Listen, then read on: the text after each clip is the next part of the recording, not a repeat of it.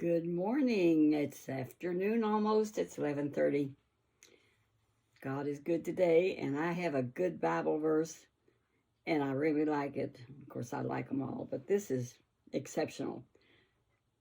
And this is so do not fear, for I am with you. Do not be dismayed, for I am your God. I will strengthen you and help you. I will uphold you with my righteous right hand. So good. I don't exactly know where that one is. I think it's Luke 16, 10, and 13. I got my coffee. It's cold. I'm at James's house. See that white wall behind us? Well, my projector is going to be here Thursday, and I can start fooling around with it. And I'm just looking forward to it. You know how I look forward to things. I'm 91, but I still have fun. And we went to the thrift store, and I found me a pillowcase that's like silk that I'm going to put on my pillow. It's supposed to be good for your skin. I take care of my skin best I can. I'm still wrinkling up, but I'm growing old as graceful as I know how. So today, I want to talk about many years ago. It was probably about 19 and I don't know when it was, but it's when we lived in the shotgun house down on Beeler Street in New Albany, Indiana. And the twins were 4 years old. And we had a birthday party for them, and my mom and dad came. And one reason we moved back to Indiana was so that my kids could know their grandparents and know their family. I think that's a good thing. But with that projector, I change the subject all the time, we can put maybe a good scene back here. And it's too hard to hang pictures. So we're going to try the projector thing. We're going to learn some new stuff. So anyway, let's see. Kathy and Karen, I think, was born in 58, 59, 60, 61, 62. So this was probably in about 61 or something. We moved to, I don't know. Y'all figure it out. I've told you before, I am not good at math, but I'm going to show you the picture of my mom and dad. I have James's iPad, and I put all my pictures on his iPad. But here they are. Let's get it in focus. That's Kathy and Karen sitting on my mom and dad's lap, and that's their little cousin, Marlene, down in the middle, and that's me in the background. That was my real hair at that time, and it was so hard to do anything with. I had a permanent wave. You frizz it everywhere. That's what you do. But we lived down on Beeler Street in that shotgun house. Now, a shotgun house, well, see, we had been living in the project where we didn't have much money. So you'd live in public housing, and I called it the project. And don't you know, my daddy made me some quilts, beautifully quilted and everything, and I hung them out on the line to dry, and I went in the house, and when I came back out, they were gone, or I did something, and somebody stole my quilts, and I told Buddy, you know what, we're moving out of here, and I don't care where it is, we're moving. Well, he was working for this bakery, and the owner of the bakery had this old shotgun house. He said, well, it's rough, and it don't have a hot water heater, but you can move in it if you want to. Rent's not bad. So we moved to Beeler Street. It had a cherry tree in the backyard, and it had a backyard private, a fence. And the girl that lived next door, her and her husband fought all the time. I mean, she had about 5 boys, and well, all of them weren't born yet, but we lived there for a while. And that guy ran around on her. And one day I came home and she was chasing him out the front door with a broom. That's the truth. Martha was getting him good. His name was Smitty. They've both gone on to heaven now. After all, I am 91. A lot of them are gone. But Mom and Dad was holding my little babies, the twins. They're 70, going to be 71 years old in May the 8th. That's them. Let me show you something else. That's how I looked before I took this picture just to send Buddy. I get them mixed up all the time. Don't pay no attention to me. But anyhow, this picture, I mean, I gained 40 pounds when I was pregnant. And I was that big, and they came pretty soon after that at like, well, they were 2.5 months early. But they survived, and they're grandparents and healthy, except for that knee operation. Now, Karen just had a knee operation about 2-3 months ago, and it still hurting her real bad. It's just not getting well good. And so she went to the doctor last week, and she asked the doctor, she said, how long is it going to be like this, that it hurts like this all the time?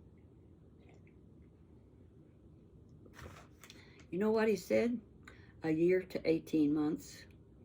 She says at night is when it hurts the worst. During the day when she's busy, it don't bother her as bad. But nighttime, she has trouble sleeping. Here's another picture of Mom and Dad. Let me tell you about that shotgun house. It didn't have a hot water heater, so I had to heat my water on the stove.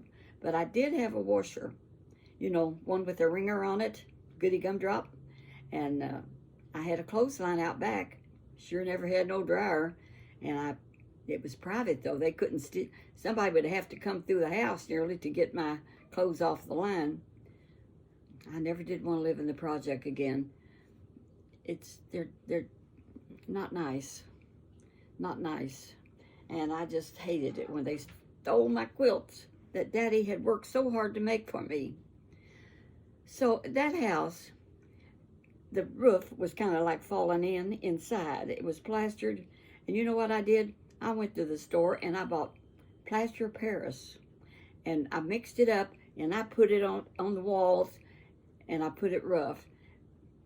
And then I painted it. And it didn't look too bad. But in the kitchen, it looked like it was going to, there was a, come down like that. And so I just plastered over it and made it look nice. I was so young. See, when Kathy and Karen was 4 years old, I was born, they were born when I was 20, so I was 24 years old. And honestly, I don't think I had a lick of sense hardly. I was still learning. I have learned so many things the hard way. But we put tile in the floor, and it was a house that set up off the ground, and it didn't have much things around that would keep your pipes from freezing. So in the wintertime, when it got cold, our pipes underneath the house would freeze, and Buddy would go under the house with a flamethrower thing and melt till the water would run again. And the electricity would go off quite often. And we had a meter box that I could get to. And if I really needed electric real bad, I just screwed, this had fuses in it, down two sides. And so if I couldn't run something, I knew I had blown another fuse. So I would take that fuse out, put a penny in back of it, which I found out later could burn the house down. I didn't know that. God protected us and the house did not burn down. So anyway, I would put a penny in it and we would have electric again for a while, and then it would still blow the fuse again. It had about, I don't know how many fuses, but we didn't have we had a stove, but we had to heat our water for the washing machine. But I was so glad to be out of the project and public housing. There was dope addicts out there, even in the 1950s. Honestly, I remember we bought a car, 1955. When we got back, we traded the 49 Ford in for a 55 Chevrolet. And they were a pretty car, if you've ever seen them. Oh, I'm going to show you another picture here I found. You know, Buddy was a sailor. And I've told you about my Appalachian grandma, mother-in-law, and grandma to the kids. And I called her Mamaw. I didn't call her by her first name, which was Belle. And this is before I don't remember, but this is Buddy in his sailor suit, hugging his mama. I don't think I had introduced her to bras yet, but later on I told her, Mama, you know, they sell bras in Sears and Roebuck, and it might be nice. So she did order her some, and they were hanging a little higher after that. She was willing to learn. And I was willing to learn from her. And I tell you what, she taught me a lot of stuff. She taught me how to fry chicken a different way that I had never done. Because she would go out. Now, she had her chickens and chicken house, and she loved her chickens. But that woman could go out there, grab up a chicken. She knew which one she wanted. And she would wring its neck, and it would hop around a while. And then she had her water boiling in the house before she killed the chicken. So I would be ready to pull all the hairs out of that chicken. Hairs, feathers. They're hard to clean. But I cleaned that. You take the guts out. And then you take, but you don't do that till you get the chicken all cleaned off. All the feathers all cleaned off. And then you cut it up. You have chicken legs, the thighs, the breast, and the back, and the neck, and the head, and the feet. We ate all of that chicken. Well, now what she would do is she had lard, and she'd dip that chicken in flour, and she'd fry it and get it completely done. And then she would put flour in her grease and make gravy. And then there the chicken was floating in gravy, and milk gravy. And you know that's really good. She cooked it for us. One time me and her had a bad argument. And I don't remember what it was about, but I got so mad. And she was so angry. And we was there, and we was supposed to stay for supper. And we hadn't ate yet. And I was so aggravated, I told Buddy, I said, get in the car, we're going home. He said, all right. Because he saw it was going bad between me and her. So he got in the car, and he said, we're going home. So he started the motor, and I said, wait a minute. I don't believe I want to do this after all. I said, let's go back in and at least have supper and be nice. He said, okay. So we got out of the car, and I went in the house, and I said, you want me to set the table? She said, that'd be good. And we never discussed again what that argument was about. It was over. And from then on, I never fussed with my mother-in-law. She was such a sweet woman. And I'm sure it was probably my hard-headed fault, whatever it was. But the good Lord checked me and taught me a lesson to drop it, forget it, and go on with living. Because if you keep fighting about something, then you can carry it on forever if you want to. And I had a sister like that. Because she believed that vengeance is mine, that God didn't repay. But the Bible clearly says, vengeance is mine, I will repay. And Mom would tell her, Phyllis, don't be getting revenge. You don't have to pay them back if somebody treated you bad. And I really listened to that and believed that the Lord would take care of these situations later on in life. And I learned that from my mom. The Bible says, vengeance is mine, I will repay. And I have seen a lot of people. I mean, I have named them on some YouTube things, how not nice they were. And that's what I call them. And how when one next door neighbor was so mad at me, she's my good friend now. But she stood there on her porch, facing my side of my house, next door neighbor, cussing and carrying on the top of her lungs. And we had been friends. And I said, look, I know you. I have always loved you. You are my friend. I ain't paying no attention to you.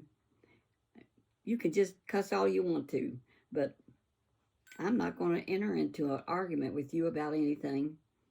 She gave up, and we became friends again. That really happened. And we're good friends to this day, and she's still living. And fact is, her husband passed away, and after he died, she was a widow alone, and I had married James. And she's the one that told me when James was helping me out, cutting a tree in the front yard of my house, he was out there pointing his finger and telling guys what to do. She said, if you're not careful, if you marry him, he'll be doing that for you, going, do this, that, the other. And he did, and he has. But you know what? I learned how to do it too. And sometimes I say, James, with my hand and my finger, we need to get that done. We need to get this done. This is hubby's job. So, and he's good to follow my signals. I learn it all from him. You can learn a lot of stuff if you open to learning and applying it to your life. And I've learned so many things the hard way. But anyway, kiddos, it's been fun. I'm over at James's house, and I've got that white background, which I really, well, I show up good, don't I? I wonder if I've got this other picture here I want to show you before I go. Let's see if I can find it. It's my, it was when I was in high school. Let's see. Oh, let me show you this one first. This is Papaw Baird and the Sailor Man. Now, Buddy was about 5'11". He wasn't 6 foot, but he was still a lot taller than me. I've been married to 3 tall men. I like tall men. I still like tall men. Let me see if I can find that picture I want. I don't know if I can or not. I may have to show it another day. That's okay. That's life. I look at these pictures, and anybody want to buy a doctor's buggy? Look, James has a doctor's buggy right on his front porch of his office for sale. It's an antique. I think he wants $800. If anybody wants a doctor's buggy, go look at it. It's for sale. And there's his office number, which is okay if you want to call him. He don't care. All right. Was I going to quit? Yes, I was. I got to go fix lunch. Oh, let me tell you one more thing. Don't y'all run off. Yesterday, James says, let's just pick up some, at McDonald's every year, they have this special on these sandwiches. What are they called? Oh, shucks. I have memory lapses sometimes, short-term type. Anyway, I went in, and I said, I want 3 of those. They have them every fall. What are they called? Y'all remember. So the guy drive-through was backed up. I mean, we wasn't going to go through the window. And I said, James, the last time I got one of those, they didn't put enough sauce and onions and tomato sauce and stuff on it and pickles. And so I'm going in and I'm going to request, because I want them special, like I ordered them before, didn't get them. So I went in, and this handsome young man came to wait on me. And I told him, I said, oh, you're the manager? He said, yes, I am. I said, well, nice to meet you. You're sure good looking. Are you the one that the wife tells me I'm famous because I'm on YouTube? He said, could be. Anyway, I told him, I said, you know, last time I was here, we got 2 of those McRibs. That's what they are, McRibs. I said, we got 2 of those, and I ordered them with everything extra on it, and they weren't. And this time, I want them to be exactly right. If you could do that, being your manager, he said, I'll take care of it. So he handed me the bill, and I said, it usually runs $12.